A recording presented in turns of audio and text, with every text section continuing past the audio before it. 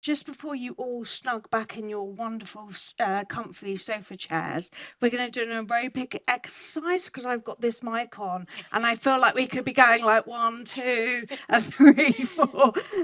Anyway, warm welcome from me, and I'm so delighted to be here today.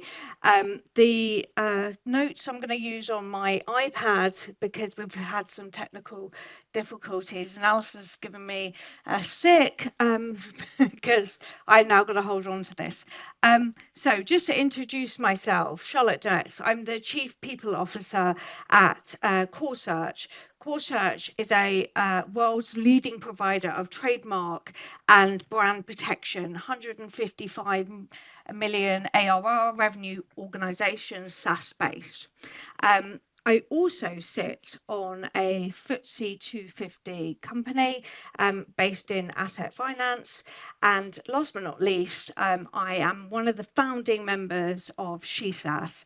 SheSAS is a non-for-profit org, and it's not a SaaS company. It connects female talent across the landscape, and we connect women, mentor women, mentee women, and we've proven very successful. It's nothing better than walking into a room of 60 women in front of you. So that's all about SheSAS. I'm going to do a plug. Do take a look on the website. If you want to become a member, you can do.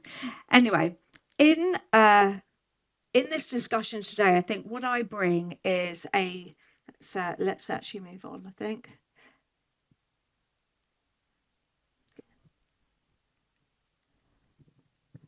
Here we go. In this discussion today, I think what I bring is a wealth of exposure from different industries and networks, really. And I think that is interesting because I don't just see it from, can you hear me okay? We're good. Don't just see it from one area. I see it from multiple different areas, and I get to meet multiple different people across the businesses. The business I'm in has AI powered products. That doesn't mean to say that from a talent perspective or a people perspective, we are the number one and know how to use AI or what we should be doing with it. It's a journey, right? And we'll talk a bit about that as I go through today. But I bring a lot from, whether it's CPO dinners, whether it's events like this, just being able to see and feel what's happening on the ground is something that I want to share today. So I'm going to start by asking everyone to rewind back 10 years. What was topical 10 years ago, right? So 10 years ago was gender diversity. You might remember that.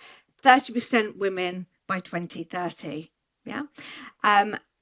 Interestingly, with SheSAS, trying to find 10 female CEOs to do podcasts proved incredibly challenging, right? And I think, that hot topic, whilst it still is around, where's it really gone, or where's it evolved to? You did see roles come into the organisation, a bit like head of D&I or head of diversity and inclusion, or these types of roles, and some of them are still around, some of them are not. We then go on to the good old ESG. That was the next new topic that came along, right? And we saw that boom. And again, we had to start creating reports for our boards on carbon emissions, sustainability. The RFPs that our customers were looking for wanted us to be able to, show some of this, insight into that. And then again, you start to think about, do we need a chief sustainability officer? What are we doing? How do we go on this? And the governance around what that looks like, and that's still evolving. And in fact, lots of businesses have actually come on that journey. So now you don't need to do it all yourself. You can go into businesses that have said, well, we can help you on that journey of your ESG program. So lots of newness coming from that. And now the shift to AI. What does that bring? So 3 years ago, I remember sitting at one of my board meetings, and by the way, I've always been in a private equity environment. So I was sitting there with our board meeting and the chair of the private equity owners, and he was like, AI, come and go quick. Don't worry about it. We're not investing in any of it. We're not buying any of this. We'll just see how things go. And boom, guess what? 3 years later, we're head first in AI and what are businesses doing around it? Are you building product sets on it? What's your talent team doing with it? You know, a while back it was in its infancy, and we didn't quite know what to do with it. And today, if you're not doing anything with it, you're in a real big problem. Yeah, and we heard from Ella this morning talking about where they are on that journey. So the question is, how leaders are going to evolve and adapt to that, and what does AI actually bring to that new kind of format of leadership moving forward? And the $1 million question, yeah, are people going to lose their jobs because of this? Is this really going to be something where we can replace the whole marketing team with AI? Probably not, I think is the answer. And I'm sure our investors would love that because they get a ROI, but I think the answer is probably not. But then it begs me to kind of think about, we talk about diversity and inclusion, we talk about sustainability. Do we need a director of AI in our businesses? Is that something that is going to evolve? Or is that part of the CIO or CTO's job? Or is it going to merge into something else? And the reason I say that is because people, and maybe some people in this room or people that I've spoken to or have been on on the people journey within a business are going, hang on a minute, I don't actually know too much about this. Like, where do I go to in my business to ask about some of this great stuff that's happening in AI and some of this other stuff that actually I need to get a balance on. And so that's something that we're thinking about. And then I go back to the boards and the investors and how we're going to, on the boards, start talking about the investments that we're making within the business, within our products, within the industry, to be able to have that step up, that knock-on effect that AI can bring. And I think, I can't remember who talked about it a little earlier, it's a transformation. AI is going to be a transformation, and it should be treated like that. Because any transformation, it's a journey. And no matter who you are on that transformation journey, whether it's through an M&A or whether it's through a culture transformation or whatever it might be, it is a journey. And if it isn't treated like that, it's not going to stick. People aren't going to totally adapt to it. Customers aren't going to know what to do with it. And I think that's the other important piece is, my customers are my people in my business, but we also have external customers absolutely terrified about what AI product we're going to bring out next and how they implement that in their business. And that's, I think, the second piece that I wanted to talk about. So just moving on, I was at a board dinner last week with CPOs, and we had 15 people around the table, and we all introduced ourselves and we all spoke about, where are we on our AI journey? And I think what I saw from the very beginning to the very end was that everybody was different. They were all different, whether some people had no AI journey at all, didn't know what to do, how to do it, trying to work it through it or not work through it, to kind of a business that had brought in graduates to design the AI for them, right? And it was working really well. And then to the middle group where we're dipping our toe in, we're trying to use it, we're using it with some chatbots or Notebook LM or all of these different things within the people organization in the business. But it was really interesting to see that journey, because I talked about at the beginning, actually people can't get away without using it. So they've got to. But I think some people are using it maybe in the wrong way, or some people don't even know how to use AI into their businesses. So I'm going to use the clicker. So let's go. No, going back. Go forward. Go back. And forward. This part of your exercise, back and forward and up and down and everything else. Right. Okay. Impact of AI in leadership. And the ask for from the business. And this is what I'm hearing and seeing, which is you have to use AI to your advantage, right? If we have it in our business, let's start to use it to our advantage. It gives you more. And the reason being is that it is a baseline. And what it can do is it can allow you as leaders, as managers in our businesses to guide and develop and coach and mentor your teams much more. What you get from AI is you get what does my org data look like, right? What do my spans and layers look like? Let's take a think about, have I got the right design? Have I got the right structure in place? What's at my fingertips that I can use without having to, try and extract a data set from Workday? Who has that, by the way? Like, if I have 10,000 managers saying, Workday's a nightmare, I can't get any data from it. And I was like, here's a single source of truth. So try again, try again. But interestingly, when you put in an AI bot and they're able to pull the data, they can see the difference, right? They can see where they've got attrition, in what country, in what role, in what level in the organization. And they can start to, kind of work through and develop a lot more. I'll give you some examples. We've put in some chatbots around KPIs, OKRs, etc. And you know what? The managers in a manager briefing session came to me and said, thank you, because actually what you've done is you've allowed me to take a break from having to explain and explain and explain how to put the right type of OKRs in or the right type of KPIs or to set an objective. What I can actually do is start to support my team moving forward with them. And that for me is he said, is a game changer.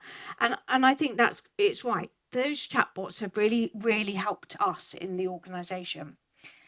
The second piece is, and this is one I think a bit more around engagement. And this, again, talent leaders using AI to their advantage. We have a pulse survey that goes out and you get thousands of messages back from the employees, talking about, I don't know, mentoring, engagement, well-being, etc. It takes you ages to read through them. However, you can put them in to Gemini and it will give you a list of, topical areas, etc. And that list leaders are now using to be able to say, hang on a minute, let's talk to you a bit more about well-being. You flagged this as an issue and it should be maybe something that we talk about a bit more. We're a bit more open about it. Or I hear that you're struggling with regards to, management support and learning and skills. And I think, again, that's something there. That we need, that it makes it quicker, faster, smarter. And you'll hear me talk a little bit about that in a minute. I think Al talked a little bit about the how we are developing and how we can move forward as leaders and how we the AI literacy that we need to have, right? One is as a people leaders, and two as skills that we're bringing in. Now, I go back to my roundtable dinner, and you saw me talking about bringing grads in that had just been through all of this AI training, and they come in and work through these chatbots within seconds, and they're brilliant, and they're really helping to have an impact. And then you've got the other side where where we don't have grads coming in and we're going, how do we go about and deliver on that, and what do we work through? So I think AI literacy is going to play an enormous part of the future of our talent. So let's actually then go on and talk to talent. No, I'm going to get this right the next time, I promise. Here we go. This is the one I think is probably the most difficult to get. And I'll tell you the reason why. I think it's probably in the world of leaders and in the world of our organizations, the one where I think it's probably the most far forward with AI. So you've got tools and systems being enhanced by AI, and you've got hiring managers and talent leaders and recruiters having to manage through that. And I think the question the business is asking these individuals is, are you still hiring the right talent? Yeah, because when you have got a virtual interview happening and actually the candidate is sitting there with two screens, populating it with what the questions that are being asked into whatever it might be, Gemini, Claude, whatever, and then saying it back, are you really getting the right individual? Are they the real right individual? And in fact, I've got two very, very good examples. One was we were hiring in India. We did a virtual hiring spree, and we had this individual who was absolutely phenomenal on paper, delivered great on the interview, and came in, and we started to have a little bit of a concern because we were like, could you take yourself off camera? We've got a open camera policy. Please take yourself off camera. And in the end, when he did, it wasn't the guy that we had actually interviewed for the last couple of rounds. Really challenging, right? So we wasted all of that time and money to take him through that process, and that process actually wasn't even there. The second thing that you're seeing, and this is something leaders, hiring managers, and everything having to be cognizant of, is you're writing your JDs in AI, and you're posting them in AI, in LinkedIn or wherever you post them, on social sites or on job adverts. People are then using their CVs against those AI ads, popping them into AI, and then suddenly you're getting a perfect match every time. You've got this amazing funnel of candidates that match everything that we are looking for in our business. And at what point are they really the right candidates? What point can you not have a marketing team because it's now moved on? And I think that's something that leaders are really going to have to do, to think about. I just will give you one other example. We were talking about Claude a minute ago, weren't we? How amazing is Claude, right? We had a very senior hire, C-suite hire, and he had to, one of the final stages of interview, he had to come and do a presentation. And he clearly had put that presentation into Claude, and that was what he was presenting. No problem with that at all. Obviously, great asset, great to come and present it. Halfway through, there was an acronym there, and we said, what does that mean? He had no idea. He had absolutely no idea. And he kind of fudged it up, saying, I think it was a spelling mistake. Really? Okay, good. Yeah. Yes. So, look, I think, it's getting the balance right. And I think this is what I'm going to kind of echo all the way through. That balance is so important. Humans first, AI second. You cannot remove it, because humans we have an EQ, yeah, and we are able to spot and see some of these things, and it doesn't feel right. And we need to bring the right people into the roles. We need to bring the right talent that isn't an AI generated talent. It's a real person. I'm going to talk about data now. No, gone back the wrong way. No. Sorry. So Data's another one. Who is in CPO, HR, finance in the room? Raise your hands. Nobody. Right. Okay. So, one of the big clashes of the clangs in between HR and finance is who actually owns data and pulling the right data. I think I spoke about Workday and pulling, kind of these data charts from Workday. But putting that aside, I think I go back to my comment on quicker, faster, smarter. AI can bring you quicker, faster, smarter data for you as leaders and as managers to be able to make better decisions, right? If you rely on just HR data, you're screwed. I tell you, it's not going to work. It's probably out of date by about a month, and that's coming from me.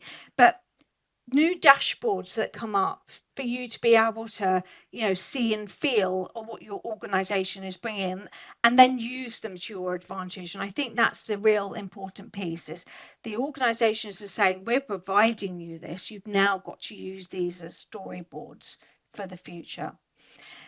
However, the caveat to that is that there are some risks around it and having to judge and, kind of work out legal, ethical, privacy, data issues, and even to the point of like the story around the guy that kind of used AI to pretend to be someone else.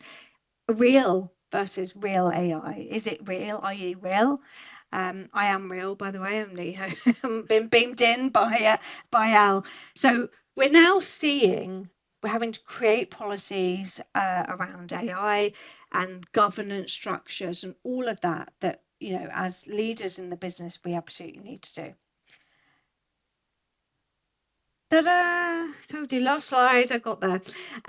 My takeaways, and I think I've done a number of transformations throughout my whole entire career, whether they've been carve-outs, whether they've been M&A, whatever they've been. The fact is, it's a transformational journey. AI is on a transformational journey. And as with any of this, you have to start at the beginning and you have to take people on that journey with you, because you are never going to be able to execute it without having and winning some hearts and minds on this. People are as terrified as sometimes we are, right? And you hear, you can take my jobs away now because AI is going to do it all for us. Well, that I fundamentally don't fully believe. There has to be an interlock between the two. So I think taking people on that journey, that interlock between humans and AI, and how we're going to work through that and being open with it. I was at the Workday conference and they were very clear. They have launched a new chatbot, Sana, but that's not going to take away any of their jobs. They're not going to reduce anything, but they are going to ask people to start to use it, start to make sure that it has an impact and a advantage for you to move forward. And I think that's kind of where I want to pause and end is quicker, faster, smarter with AI, but human interaction interlock has to be part of it. Okay, thank you very much, everybody. Thank you very much, Charlotte, for that. That was amazing. While Al does the changeover, just a quick question from me. Yeah. You talk about how marketing teams aren't going to get wiped up, which I'm sure many of you will be happy to know, and lots of other areas of where people are working aren't going to be removed. But I'd be interested to know what roles you think AI will replace in the future. So let me take what I've done as an example. So I put in I had a very expensive operations team, and I would say, impact to value to the business limited, if I'm honest. And we actually looked at what was coming into that operations team from a business perspective and the output that we were doing. And it was mainly, how many holidays do I have left this year? Or what's the policy on paternity leave? Or I'm going to be doing this, what is that going to be? And so we went, okay, well, we've got this really expensive ops team. Do they really want to be answering questions about how many days holiday they've got left? Or could we put, a bot in there that talks to Notebook LM to be able to actually do the fundamental groundwork operationally, and then actually use these individuals that can grow and develop in the organization so they can become mini HR, kind of partners, or mini HR helping with, L&D or whatever it might be. And it was actually worked incredibly well because they brought a level of knowledge of the business. They were able to deliver on some of that quickly because we didn't have to hire anybody else. But then the operational stuff actually was self-serve, right? A bit like when you phone up and I don't know, you phone up your doctors and you say, "Can I have some help on getting an appointment?" And a little chatbot comes up and says, "What's your date of birth, or what's this or what's that?" We all use it personally, chatbots, and it enabled me to be able to lift and shift people doing different roles that had a bigger impact to the business and a bigger impact to the results of the business. Now, don't get me wrong, I'm not going to stand here and say I was able to, utilize all of them. No, but the ones that I was able to, that had wanting to have a skill for the future, I think it worked. So I think don't throw your whole marketing team out because your CEO says that we can get bots to help with. I think it is definitely a journey of where you are. Thank you so much. Phew, it means we're all safe. Thank you, Charlotte. Another round of applause for Charlotte. Thank you. And we're going to welcome Andrew.